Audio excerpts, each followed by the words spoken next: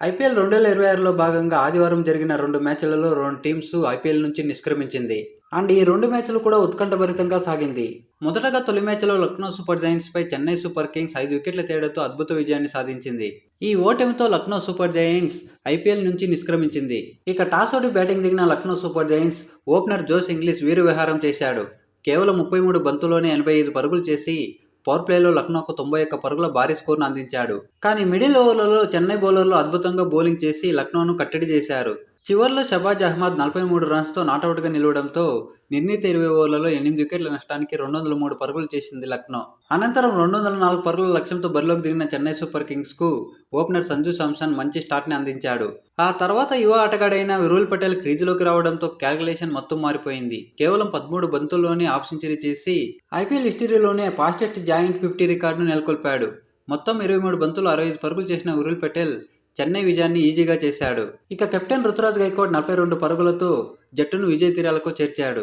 ఈ మ్యాచ్ విజయంతో Chennai super Kings play of సమీకరణాలు ఎలా ఉందో ఒకసారి చూద్దాం.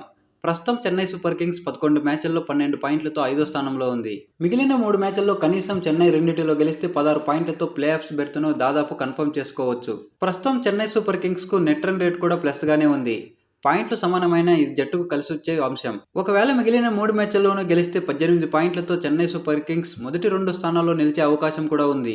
ఇకపోతే ఆదివారం జరిగిన రెండో ఉత్కంఠభరితమైన మ్యాచ్లో ఆర్సీబీ 2 వికెట్ల తేడాతో ముంబై ఇండియన్స్ను ఓడించింది. ఈ ఓటమితో ముంబై ఇండియన్స్ ఐపీఎల్ నుంచి ఎలిమినేట్ అయింది. టాస్ ఓడి బ్యాటింగ్ దిగిన ముంబై ఇండియన్స్కు స్టార్టింగ్లోనే షాక్ తగిలింది.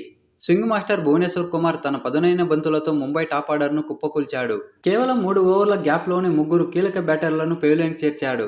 ముఖ్యంగా భువనేశ్వర్ కుమార్ వేసిన ఒకే ఓవర్లో రోహిత్ శర్మ అండ్ సూర్యకుమార్ యాదవ్ను అవుట్ చేసి ముంబైను కోలుకోలేని దెబ్బతీశాడు.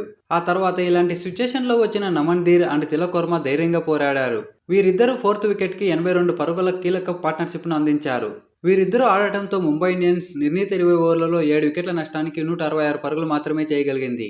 అనంతరం 167 పరుగుల లక్ష్యంతో బరిలోకి దిగిన ఆర్సీబీకి కూడా స్టార్టింగ్లో కష్టాలు స్టార్ట్ అయింది. పేసర్ దీపక్ చాహర్ నిప్పులు చెరిగే బంతులతో విరాట్ కోహ్లీని డకౌట్ చేశాడు.